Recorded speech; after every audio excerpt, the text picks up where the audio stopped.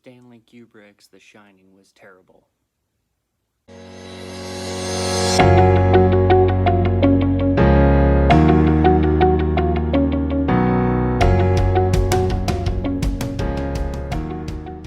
Shining is probably one of the best known Stephen King works. And just recently, within the past couple of years, as of this video, he published a new title that was actually in the same universe and is actually just a sequel to The Shining, and it's called Dr. Sleep. Surprisingly enough, as big a King fan as I have been over the years, I only read The Shining in this past 6 months or so. It's been on my shelf forever, and I just never got around to reading it. I never got around to reading a lot of his things, but now I find myself a little bit more time on my hands thanks to quarantine and also being unemployed at the moment. So I've taken it upon myself to actually start reading some more. Yay for me. So now I've actually read The Shining, and then immediately after it, I read Dr. Sleep. The decision I made, though, was okay, so I've always heard about The Shining movie, and I know that Stephen King hates it. I've obviously seen references to it in cartoons, movies. Pretty much everything has probably parodied it or referenced it in some way, shape, or form. So I'm very familiar with the Kubrick movie. And I was like, well, before I actually watch that movie, I want to read the book. I want to try and be a purist in this sense, and so read the book first. So I did, read the book, and it was terrific. It's a wonderful story. It's beautiful, it's terrible, it's frightening, and it's heart-wrenching, all in one. It's an amazing book, and we'll get into that in a minute. And then I watched the movie, and I was suddenly could understand completely and utterly why King hated it so much. The book explores the life mostly of Jack Torrance, and Jack Torrance is the primary, there's essentially three main characters in it: Jack, Danny, and Wendy. I believe it's Wendy. It's Wendy. It's about them, and it's about essentially Jack Torrance's last chance. He's been an abusive alcoholic. So he's been an alcoholic, he's abused his wife, and he abused his son, and at this point in the book, he accidentally injured his son at one point, broke his arm, and so now he's also been violent towards a student. He was a teacher, and now this is his last chance. He has to get away and let some time pass before he can finally either go back to being a teacher or possibly write the play he's always been wanting to write. In order to do that, he still needs some kind of income. He needs something to do in the meantime, so he is arranged to be this caretaker of this big hotel that shuts down in the mountains during the winter, and so he's going to be the caretaker, and he's just going to be there with his family. We all essentially know the story.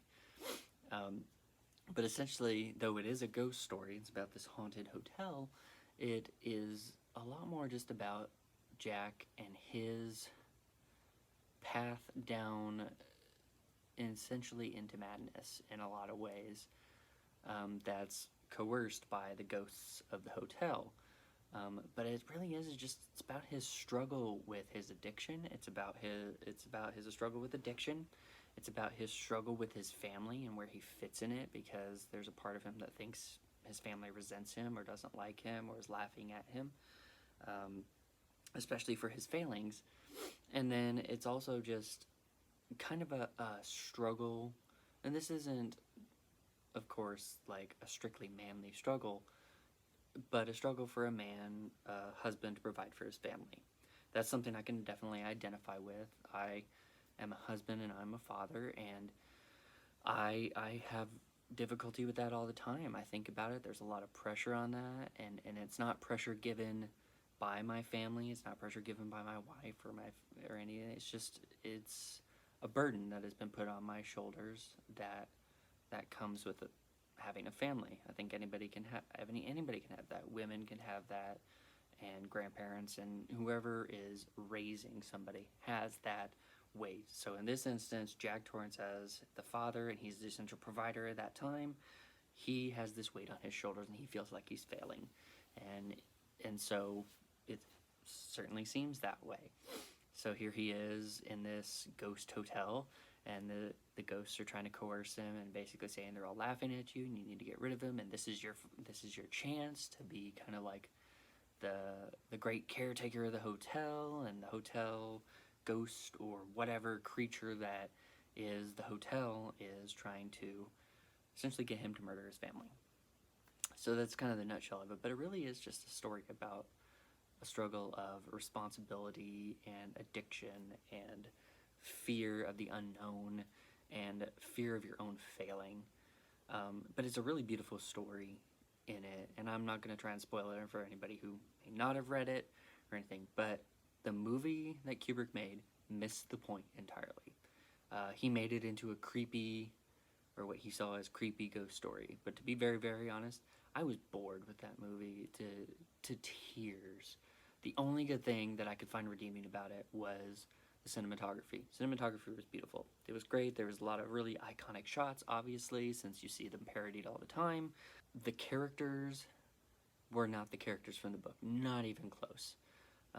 I'll applaud Jack Nicholson. His acting ability is wonderful. I love him. But the problem is that the book is really about this dad who is struggling his descent into madness. But in the movie, he was already insane, and he was already planning to kill his family practically before he even got to the hotel. The film was bad. The acting was bad, besides really Nicholson. And all the stuff he tried to insert, I guess, on his own accord, whatever. People have conspiracy theories about the whole movie anyway.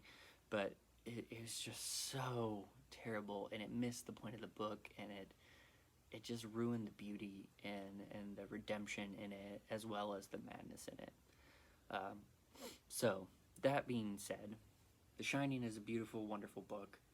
Everybody should read it. It's going to go down in history as one of the classics of literature, no doubt. It already sort of is, but I think it should be one of those books that is definitely like read in classrooms, to be very honest.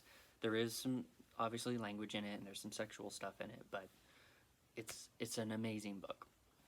Must read. King later decided there was more to tell, so he's wrote Dr. Sleep, and I read that book, and it was a very good book. It was much more a character study than it was any kind of ghost story.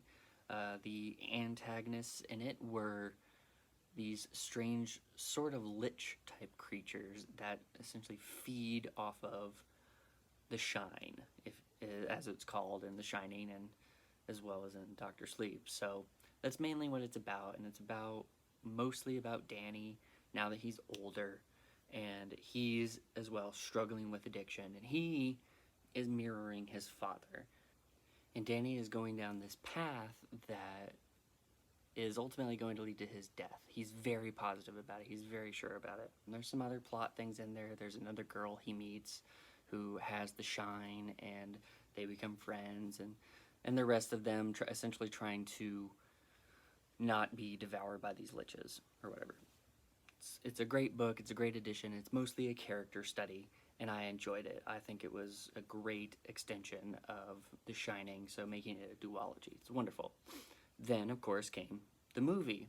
And so how do you do the movie, though? Because there's a challenge of the book heavily deviated, or sorry, the movie heavily deviated from the book.